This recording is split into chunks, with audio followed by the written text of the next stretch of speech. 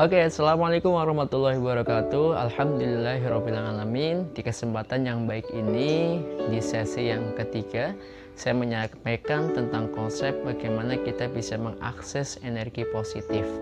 Di sesi yang pertama kemarin, kita sudah menyampaikan mengakses energi positif dengan cara afirmasi yang spiritual di tempat-tempat yang bisa mendukung kita untuk bisa afirmasi itu masuk ke alam bawah sadar kita. Yang kedua, afirmasi yaitu dengan cara pendekatan horizontal, yaitu hablum minannas. Dengan pendekatan horizontal yang kita lakukan, tentunya kita bisa mendapatkan mengakses energi positif. Tentunya yang kita akses adalah mereka-mereka yang berpikir positif, ya. Terus berikutnya yang ketiga yaitu bagaimana kita bisa mengakses energi positif, yaitu dengan cara melek literasi dengan ilmu. Oke, teman-temanku yang saya hormati dan semua teman-teman adik-adikku yang melihat atau menonton channel ini, bahwa kenapa bisa sih Kak bahwa kalau kita melek literasi, kalau kita membuka ilmu, membuka pikiran kita bisa menjadi orang berenergi positif. Seperti ini maksud saya. Manusia diciptakan melalui berbagai fase. Ketika dia dalam kandungan, ketika dia masih janin, ya, ketika dia lahir anak-anak, ya, ketika dia remaja, ketika dia dewasa, tentunya di sini ada perkembangan. Dan perkembangan dari anak-anak sampai dewasa pasti melalui berbagai fase. Perkembangan beda dengan pertumbuhan.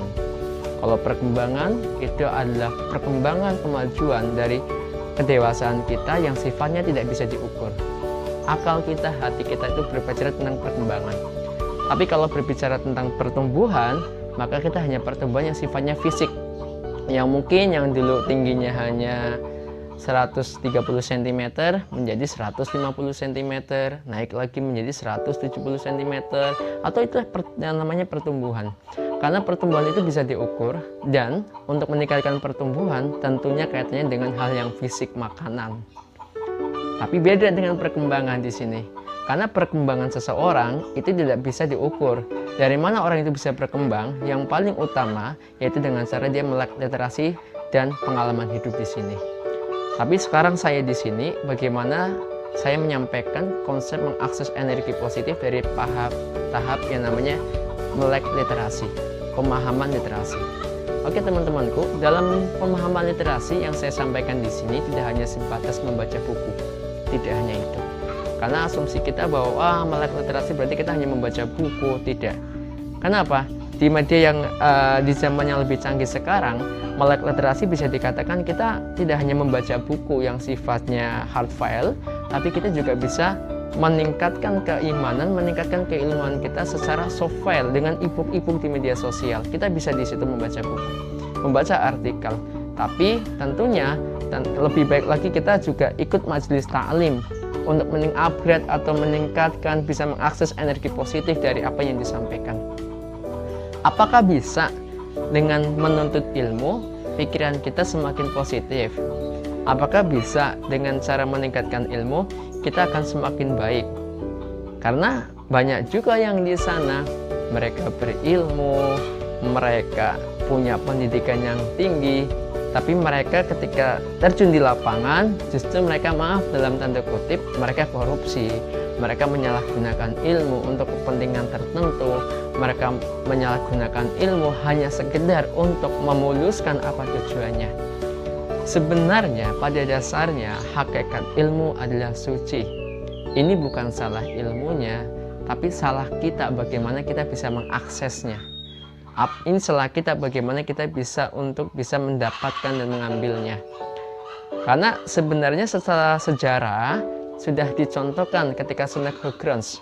Sunan Huggrons itu salah satu orang dari sebelah. Mereka belajar tentang Islam. Mereka belajar tentang Islam, syariat Islam, bahkan bisa dikatakan hafal Quran. Tapi satu hal yang menjadi niatnya yaitu untuk membuat Islam itu lemah, untuk menjatuhkan bangsa Indonesia, untuk melemahkan dan menjajah Indonesia saat itu. Ini contoh yang sederhana. Jadi semua kembali ke niat, memang kita kembali ke niat di sini. Tapi saya tidak akan berbicara tentang niat secara detail. Yang penting dalam mengakses energi positif, bagaimana kita bisa meningkatkan, upgrade ilmu kita bisa meningkatkan pengetahuan kita bisa lebih dekat lagi dengan Allah menggunakan ilmu kita. Apakah bisa yang namanya orang menuntut ilmu, apa bisa semakin dekat dengan Allah? Apakah ilmu itu kan hanya sejatinya untuk meningkatkan intelektual kita, hati kita?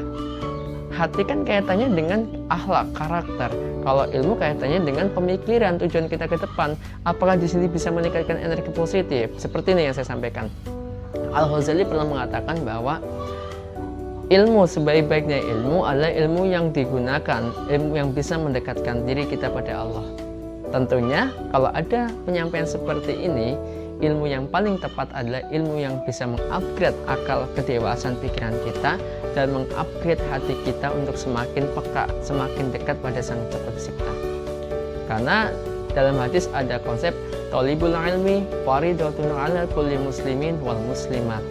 Jadi menuntut ilmu itu wajib bagi siapa? Yaitu muslim laki-laki maupun muslim perempuan. Kalau wajib berarti semua wajib menuntut ilmu. Sehingga ketika wajib menuntut ilmu, pasti ada rahasia yang tersimpan di sini. Kenapa ilmu itu sangat penting?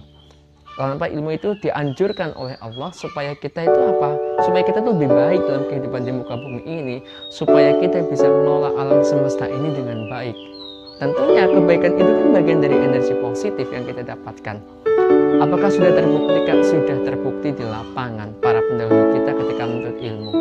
Salah satu contoh, ya. Mark Zuckerberg adalah salah satu CEO di Facebook.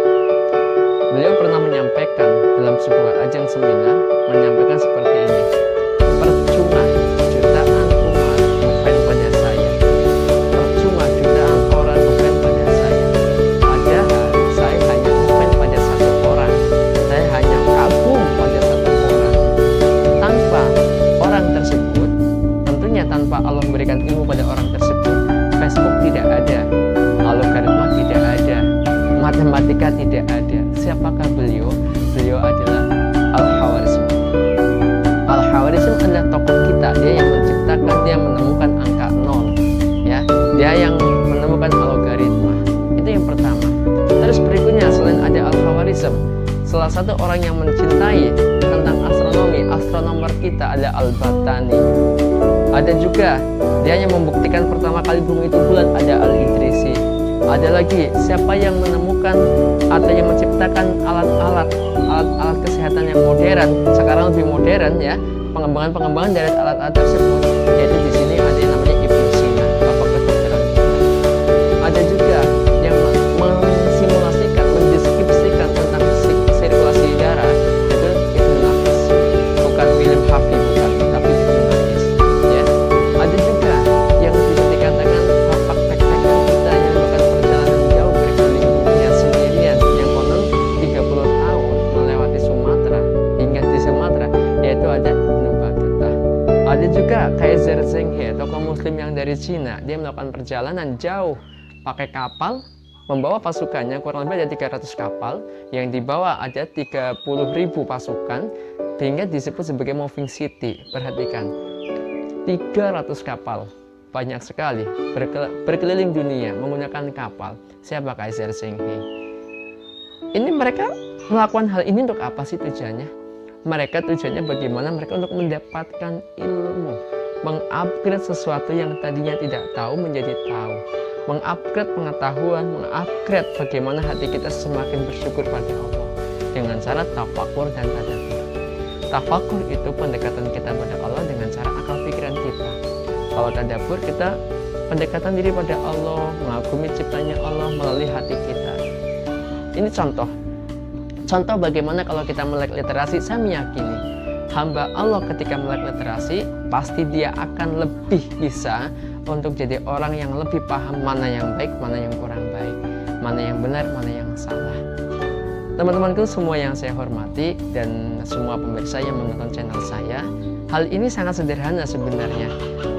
Dan kewajiban kita menuntut ilmu itu tujuannya hanya untuk itu. Kita bisa mengakses energi positif, kita bisa lebih paham lagi, kita bisa lebih dewasa lagi, dan tentunya kehidupan kita akan lebih baik lagi. Kenapa? Orang-orang yang berilmu, dia bisa mengakses energi positif, dia selalu berpikir optimis, berpikir yakin. Kenapa? Karena setiap apapun bisa menjadi peluang dari apa yang ada di sekitar kita. Contoh lagi yang sangat dekat lagi dengan kita, apa? Adanya disruption atau disrupsi. Apakah itu ilmu? Itu ilmu. Ilmu yang ditemukan, ada inisiatif ke depan dari seorang anak muda yang namanya Nadiem Makarim, ya. Dia menciptakan aplikasi taksi online, ya, atau ojek online, sehingga bisa, maaf tanda kutip, membunuh ribuan taksi yang punya brand, membunuh jutaan orang yang dia profesinya sebagai driver dari salah satu taksi konvensional. Dia bisa mempekerjakan semua orang yang nganggur. Bahkan tidak hanya sekelas, lulusan SLTA saja, sekelas dokter pun dia juga menjadi bagian karyawannya. Dia bisa menggunakan waktu yang luang untuk bisa menggunakan kendaraannya membantu orang lain. Siapa itu? Nadiem Makarim. Apa yang dia gunakan? Ilmu. Apakah untuk kebermanfaatan umat? Iya, untuk kebermanfaatan semua orang. Apakah itu bagian dari energi positif? Betul, itu energi positif yang dia akses menggunakan intelektualnya dan hatinya. Bagaimana saya bisa membantu orang menggunakan ilmu yang dia dapatkan. Nah, ini contoh yang saya sampaikan. Sehingga tentunya dengan ilmu itu kita bisa semakin dekat dengan Allah. Karena tujuan Nabi Muhammad SAW adalah bagaimana dia diutus untuk memperbaiki akhlak kita. Akhlak didapatkan dengan ilmu. Innama bu'istu liutammima makarimal akhlak. Sesungguhnya dalam Rasulullah SAW adalah ada akhlak yang baik dalam diri Rasulullah. Terima kasih dari saya. Apabila saya banyak salah, saya mohon maaf yang sebesar-besarnya. Sebenarnya saya bukan menyampaikan tentang ini. Ini bukan pengajian, bukan ya. Tapi bagaimana mengakses energi positif, tentunya pas kebetulan temanya tentang melek literasi. Dan ada satu video lagi yang akan saya sampaikan tentang akses energi positif yang secara tuntas nanti. Jadi ada 4 tahap nanti ya. Terima kasih, semoga bermanfaat. Wallahu muwaffiq ila aqwamit thoriq. Assalamualaikum warahmatullahi wabarakatuh. Salam inspirasi buat kita semua.